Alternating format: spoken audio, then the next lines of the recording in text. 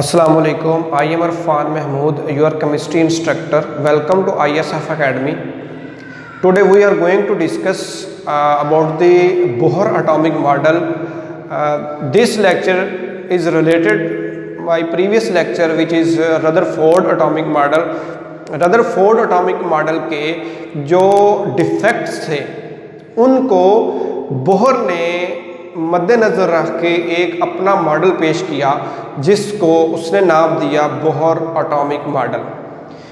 उसमें दो डिफेक्ट थे, उनको हमने बड़े अच्छे तरीके से पिछले लेक्चर में पढ़ा. थोड़ा सा मैं इसमें रिवाइज करूंगा कि एटम के गिर्द इलेक्ट्रॉन रिवॉल्व करते हैं. ऐसा कहा था रदरफोर्ड ने कि एटम के गिर्द इलेक्ट्रॉन क्या करते हैं, रिवॉल्व करते हैं, कोई उनकी फिक्स पोजीशन नहीं है.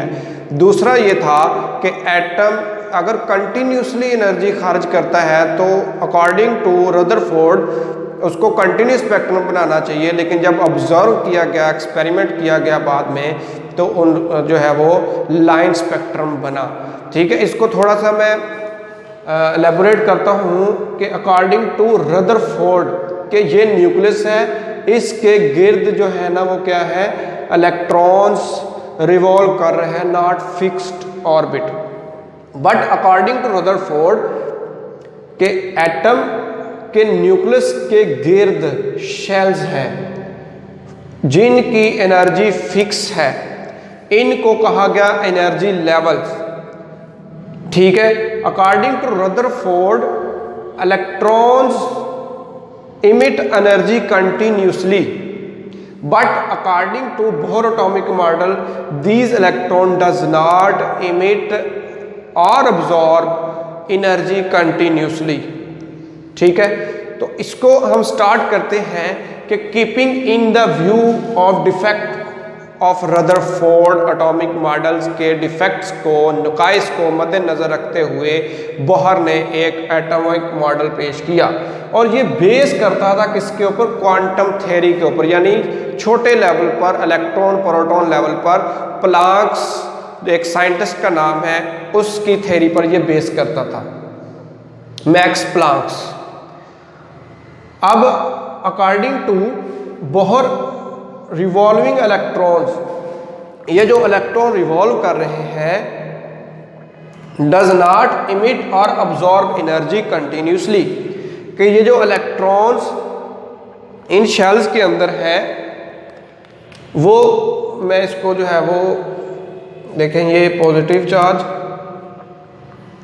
ये इसका मैं इस तरह से बना देता हूँ, ये एक शेल है. ठीक है, इसी तरीके से ये दूसरा शेल है और इनके अंदर इलेक्ट्रॉन्स हैं. इसको मैं जो है वो डॉट से जाहिर कर देता हूं. इसके अंदर इलेक्ट्रॉन्स हैं अकॉर्डिंग टू बोहर. बोहर के मुताबिक इन शेल्स के अंदर इलेक्ट्रॉन है. जब तक ये शेल्स के अंदर रहेंगे, अपने घर रहेंगे, तब ये ना एनर्जी खारिज करेंगे, ना एनर्जी जो है वो अब्जॉर्ब करेंगे. एनर्जी जो होती है इन इलेक्ट्रॉन्स की, ये क्वांटाइज्ड होती है. क्वांटाइज मतलब fixed packet of energy. Quantize का मतलब आप इस तरह से समझ लें जैसे ट्रैफिक के इशारे हैं. ठीक है, जब इशारा जो है वो रेड होता है यानी बंद होता है तो वो ट्रैफिक इकट्ठी हो जाती है. ठीक है, और जब जो है वो ग्रीन होता है जो है वो इंडिकेटर, तो वो जितनी भी ट्रैफिक इकट्ठी हुई होती है वो सारी आगे चली जाती है. उसके बाद दोबारा रेड होता है आपका सिग्नल, तो दोबारा इकट्ठी होना शुरू हो जाती है ट्रैफिक. तो that are the quantized, that are the packets. ठीक है, तो इनकी एनर्जी होती है क्वांटाइज्ड. जो रिवॉल्विंग इलेक्ट्रॉन होती है उनकी एनर्जी फिक्स होती है, क्वांटाइज्ड होती है. और अकॉर्डिंग टू बोहर इन को कहा गया एनर्जी लेवल्स. ठीक है, ये पहला एनर्जी लेवल, ये दूसरा. इस तरीके से बाहर जैसे जितने ज़्यादा इलेक्ट्रॉन होंगे उतने ज़्यादा उसके एनर्जी लेवल्स होंगे.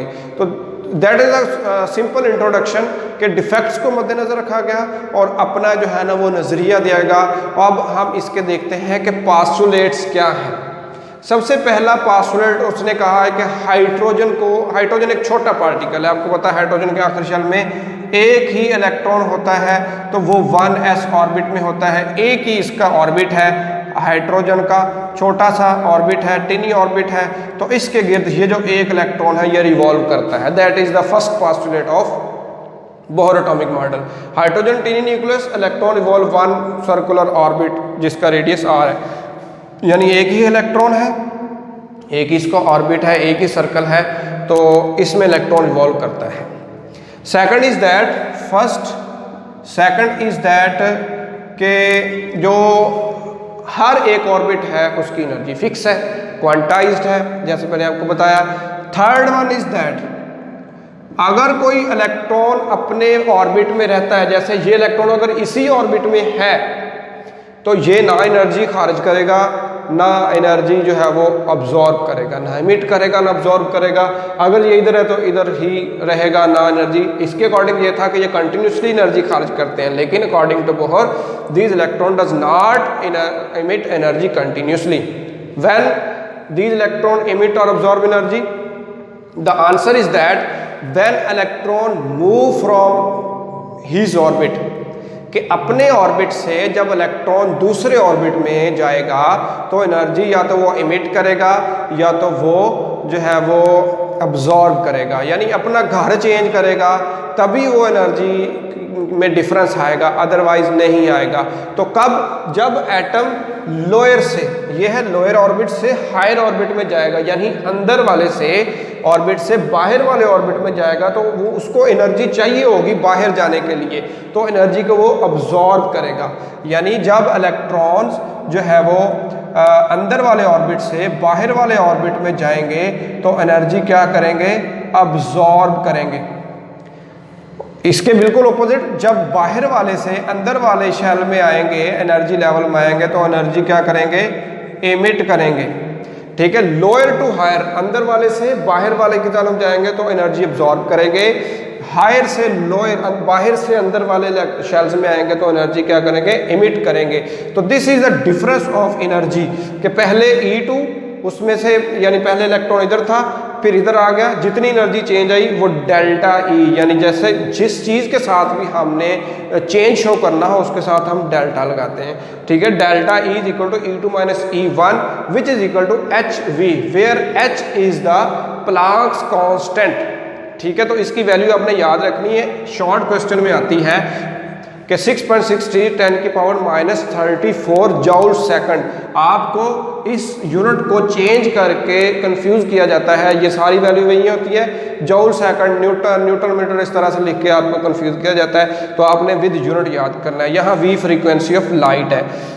Last one is that electron can revolve only, electron सिर्फ उसी ऑर्बिट में जो है वो रिवॉल्व करेगा जिसका एंगुलर मोमेंटम, जो भी सर्कुलर में होता है, क्योंकि रेडियस सर्कुलर में है तो उसका एंगुलर मोमेंटम जिसका mvr होगा उसी में इलेक्ट्रॉन जो है ना रिवॉल्व करेगा। mvr is equal to nh/2 pi, जहाँ n है एनर्जी लेवल का नंबर। अगर n की वैल्यू 1 होगी इसका मतलब है पहला शेल, पहला एनर्जी लेवल। अगर n की वैल्यू 2 होगी तो इसका मतलब है second energy level, second shell. h यहाँ पे जो है वो प्लांक्स कांस्टेंट है। तो ये था बोहर एटॉमिक मॉडल। उम्मीद है कि आपको समझ आ गया होगा। ISFS चैनल को सब्सक्राइब कर दें, बेल आइकन को दबा दें ताकि हर आने वाली वीडियो बवक्त आप तक पहुंच सके। Thank you very much. अल्लाह हाफिज़।